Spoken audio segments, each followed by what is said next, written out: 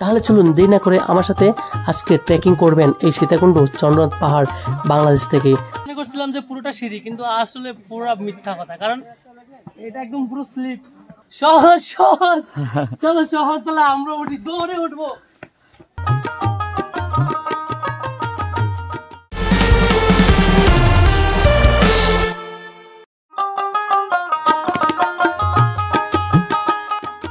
তো বন্ধুগণ, আজকে আপনাদেরকে দেখাতে চলেছি বাংলাদেশের চট্টগ্রামে অবস্থিত সীতাকুণ্ড চন্দ্রনাথ। বন্ধুরা, আজকে আমি রয়েছি বাংলাদেশে। তো আজকে প্রাচীনকাল থেকে অবস্থিত এই চন্দ্রনাথ মন্দির সীতাকুণ্ড পাহাড়ের উপরে। বিশেষ করে হিন্দু ধর্মাবলম্বী মানুষের জন্য এটা একটা ধাম বা দর্শনীয় স্থান। তবে এখানে শুধু হিন্দু ধর্মের মানুষরাই নয়, সকল ধর্মের মানুষরাই এই পাহাড়ে আসে। কেউ আসে দর্শন করার জন্য, আবার কেউ আসে ট্রেকিং করার জন্য। বাংলাদেশের সীতাকুণ্ড পাহাড় খুবই ফেমাস, যা আজকে আমরা দেখতে চলেছি এই ভিডিওর মাধ্যমে। তাহলে চলুন দেরি না করে আমার সাথে আজকে ট্রেকিং করবেন এই সীতাকুণ্ড চন্দ্রনাথ পাহাড় বাংলাদেশ থেকে।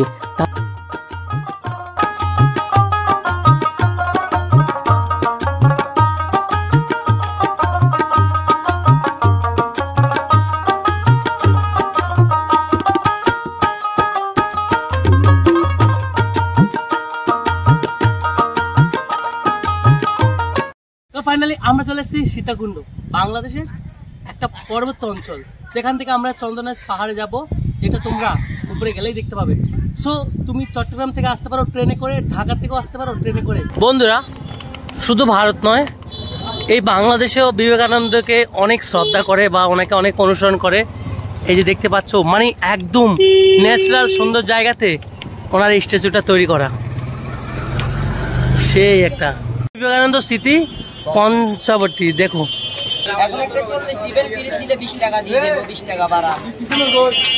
এই লাঠিগুলো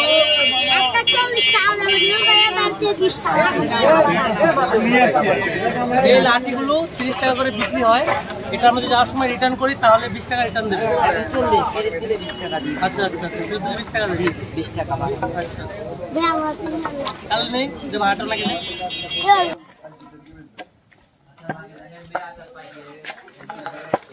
এখান থেকে আমাদের যাত্রা শুরু, এটাই মেন গেট, তাই তো? কলির মহাতীর্থ চন্দ্রনাথ ধাম। আসো।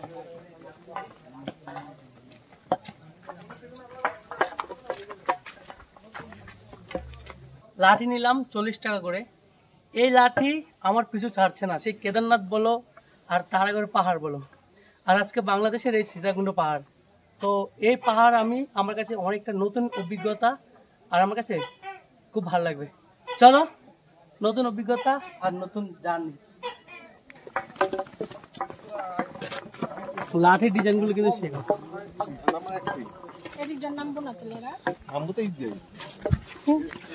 দুইটা লাঠি নিতে হবে, স্লিপ কাটছে।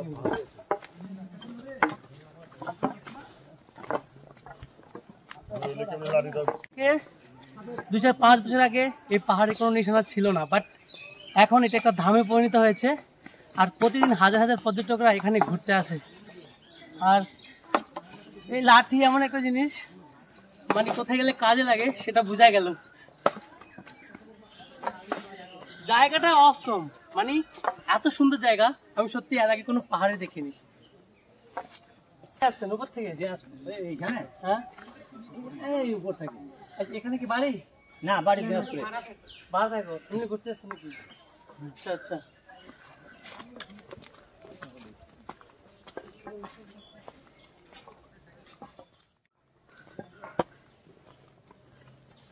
এতক্ষণ রাস্তাটা প্লেন ছিল, এবার এখান থেকে সিঁড়ি শুরু, এবার সিঁড়ি করে, মানে সেই কেদারনাথের ধামটা মনে পড়ছে আমার।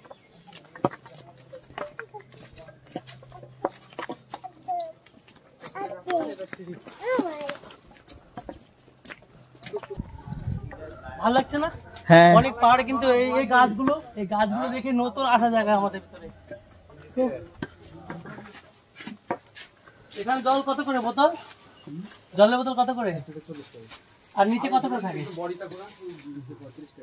আচ্ছা, এখানে 5 টাকা বেশি। আচ্ছা, সবে মাত্র 5 টাকা হলো। সবে মাত্র 5। আমি যে পাহাড়গুলো চড়েছি সে পাহাড়ে বিশেষ করে একদম পুরো মাটি থাকে, বাট এটা এখনো পর্যন্ত পুরো মানে পাকা করা, এরকম সিঁড়ি করা। এই জিনিসটা মানে অনেক খরচা করেছে মন্দির কমিটি। মনে হচ্ছে যে প্লাস্টিক দিয়ে একটাও তৈরি করেছে, প্লাস্টিক দিয়ে। তোমাদের জিনিস না বলে পুজো দিতে যারা আসবে তাদের দিতে। হ্যাঁ বুঝতে পেরেছি। মনে করছিলাম যে পুরোটা সিঁড়ি, কিন্তু আসলে পুরো মিথ্যা কথা, কারণ এটা একদম পুরো স্লিপ। কেমন ভাই অভিজ্ঞতা, কেমন লাগছে? আরে ভাই যে একবার উঠবে দিতে পারো, ওটার কোনো মানে চান্স নাই। তাহলে যদি তোমরা অন্য কোনো কান্ট্রিতে যাও, যেরকম ভারতে কেদারনাথ আছে, আমাদের আজমির শরীফে তারাগড় পাহাড় আছে, তো সেগুলো কি করে চড়বে? ওইগুলো ওই সময় আরো মানে। আচ্ছা পাহাড়ের উচ্চতা কত জানো? জানা নাই না। কোথা থেকে এসছো তোমরা? আমরা কুমিল্লা। কুমিল্লা থেকে? কুমিল্লার পোলাপাই। যাই হোক ভালো। এখানে রাস্তাটা আনকমফোর্টেবল, মানে স্লিপ, বৃষ্টি হলে তো মানে স্লিপ কাটতে পারে যে কোনো সময়। হ্যাঁ খুব রিস্ক, খুব রিস্ক একটা রাস্তা। আমি মনে করি বৃষ্টির সময় এখানে তোমরা এসো না, কারণ বৃষ্টির সময় অ্যাক্সিডেন্ট হওয়ার সম্ভাবনা বেশি, কারণ এখানে সিঁড়ি নেই, স্লিপ স্লিপ।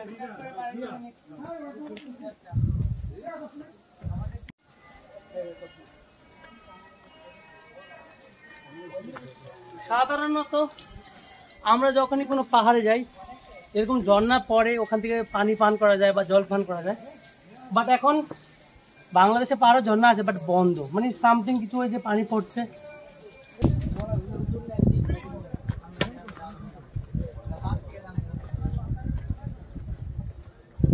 পাহাড়টা কেটে খুব সুন্দরভাবে রাস্তাটা তৈরি করেছে, জাস্ট অসম লাগছে। তবে হ্যাঁ একটা কথা কি জানো বন্ধুরা, পাহাড় এমন একটা জিনিস যেটা মানুষকে অনেক ডিপ্রেশন থেকে বা অনেক প্রবলেম সলভ করে, মাইন্ড ফ্রি হয়ে যায়।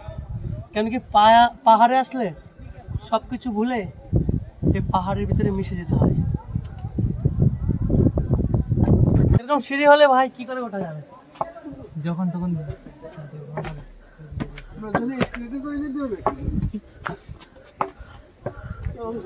অনেক খাড়া সিঁড়ি।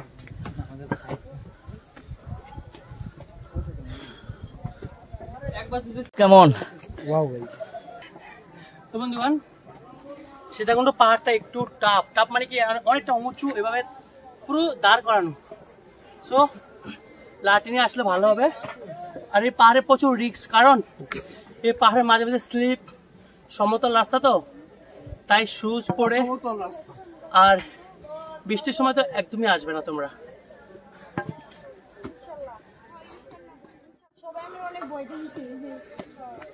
আমরা অনেকক্ষণ রেস্টের পরে দেখছি আমাদের ব্লগার ভাই এখন এখানে আটকে আছে। আপুরা দেখ ভয় পাচ্ছে নামার সময়, ওটার সময় তো উঠে পড়েছে। ভাইয়া আপু ট্রেনে পড়ে আছে। ওটার সময় আপনার কত ঘন্টা লেগেছে উপরে উঠতে? 3 ঘন্টা। 3 ঘন্টা? হ্যাঁ অনেকখানি বাকি আছে এখনো। আপু অনেকক্ষণ লাস্টিং করছে। অনেকগুলো। তাহলে আমরা ধীরে ধীরে না পারতেছি না। তার মানে সর্বোচ্চ চূড়ায় উঠানো হয় নাই জীবন এনেই শেষ। ওনারা নাকি 3 ঘন্টা লাগছে ওনাদের উপরে উঠতে, 3 ঘন্টা। 30 মিনিট করে হয়েছে। Okay no problem. Bear Grylls, অনেকটা বিয়ার গ্রিলসের মতো এক্সপেরিয়েন্স।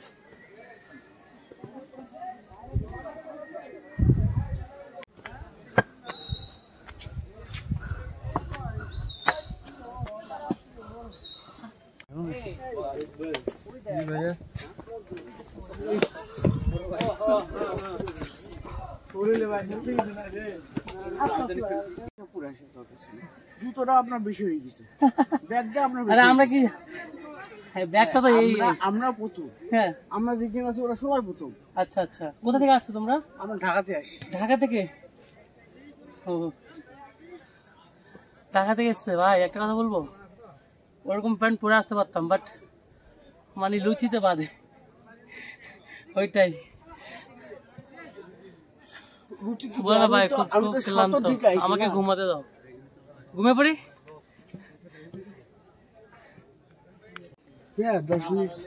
আর কতটা ভাই? আধা ঘন্টা লাগবে, 10 মিনিট লাগবে ভাই। 10 মিনিট সর্বোচ্চ চূড়ায়? সর্বোচ্চ ছুড়ে না, সর্বোচ্চ ছুড়ে আধা ঘন্টা করে দিয়ে না, 10 মিনিট লাগবে, 10 মিনিট বেশি লাগবে, আরো আধা ঘন্টা লাগবে সর্বোচ্চ ছুড়ে। আর একবার সর্বোচ্চ যেটা ওইটাতে গেলে তো সময়। अच्छा ठीक है, चलो कोई बात नहीं है, हम लोग हार नहीं मानने वाले, हम लोग कैसे भी ऊपर जाएंगे इंशाल्लाह। चलो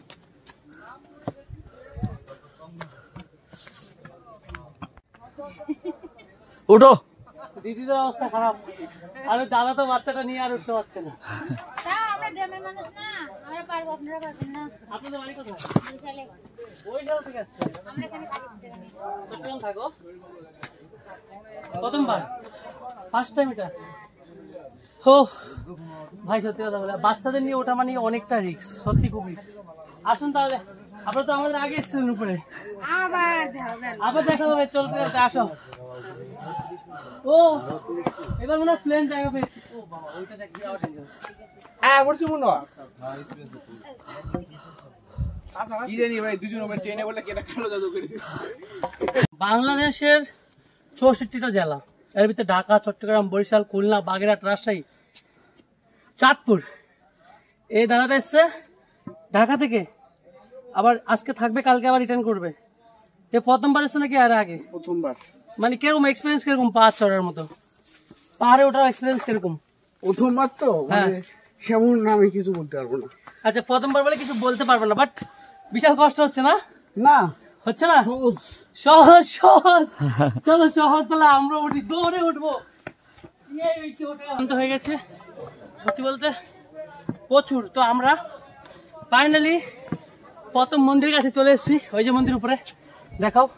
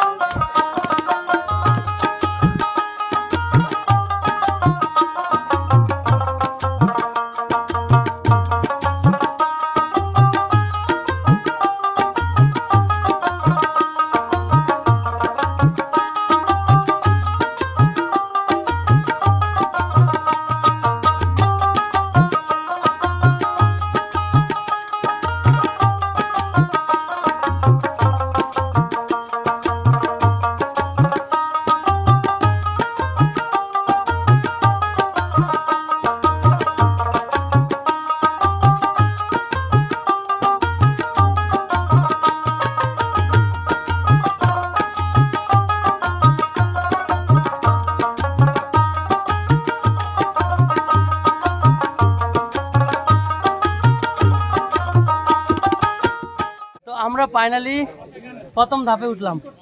প্রথম ধাপে দুটো মন্দির আছে, এই যে দেখতে পাচ্ছ, এই একটা, দেন এই যে এই একটা রয়েছে। কিন্তু যে তৃতীয় নম্বর মন্দিরটা আর উপরে, এখান থেকে মনে হয় আর 10 মিনিট লাগবে যেতে। তাহলে চলো উপরে যাওয়া যাক।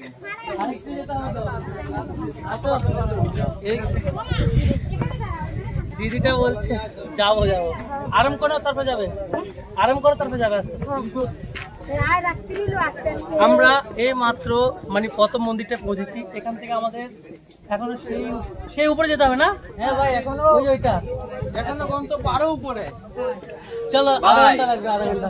আমি ভাইয়া হ্যাঁ শিওরলি উপরে চলে যাবো, একটু বেশি উপরে। ওখানে যেতে একবার উপরে চলে যেতে পারি। তাহলে তো তোমাকে নামাও নেই, হেলিকপ্টার ফোলা দাও। 999 ফোন দিয়ে বলবো। 999 কেন ভাই, 49।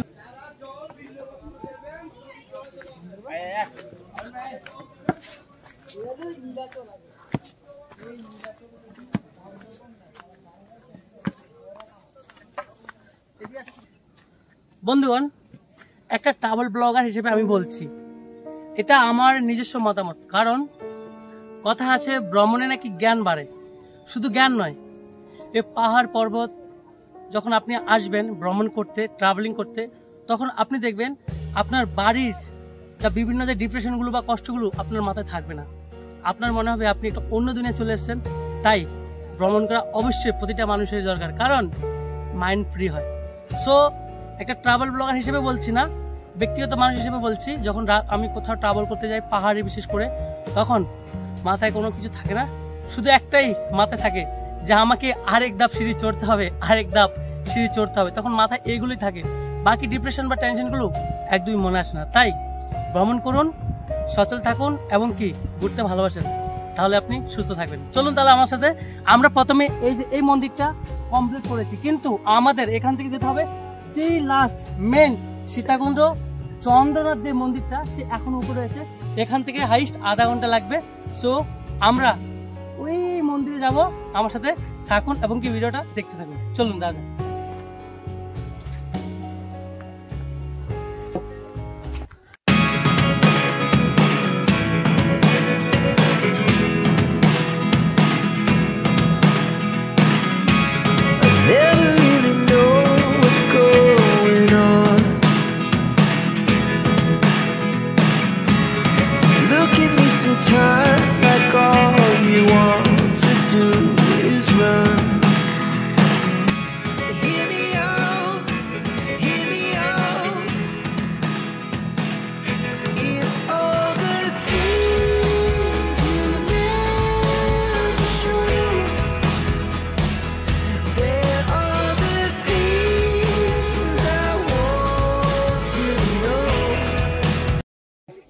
Fit?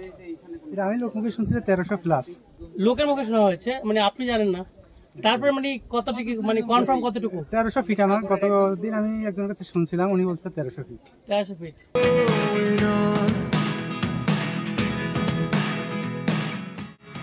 Look at me sometimes like all you want to do is run. Hear me out, hear me out. If all the things you never show, there are the things I want to know. Secrets start in your heart so slow. But if you don't wanna tell me now, I guess I'll never know. Losing almost all my energy. তো বন্ধুরা, finally আমরা এত কষ্টের পরে সেই main মন্দিরের দেখা পেলাম, আমাদের সামনে দেখতে পাচ্ছেন। তাহলে চলুন মন্দিরে যাওয়া যাক।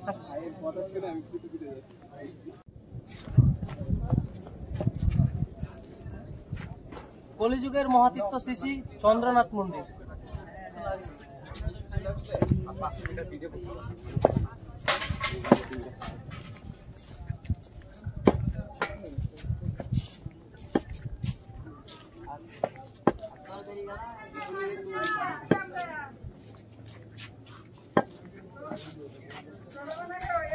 তো আমরা কিন্তু ফাইনালি একদম পুরো হাইস্ট সে মন্দির রয়েছে। এটা হলো চন্দ্রনাথ মন্দির, মহাদেবেরই একটা রূপ। 4 ধাম যাত্রার ভিতরে এটা একটা ধাম, এটা বাংলাদেশ সীতাকুণ্ডে রয়েছে। তো এখানে লেখা রয়েছে পূজার্থী ব্যতীত মন্দিরে প্রবেশ নিষেধ। যারা পুজো দিচ্ছে তারা মানে ভিতরে যাচ্ছে। সো আমরা মন্দিরে একটু এদিকে দেখে নিই।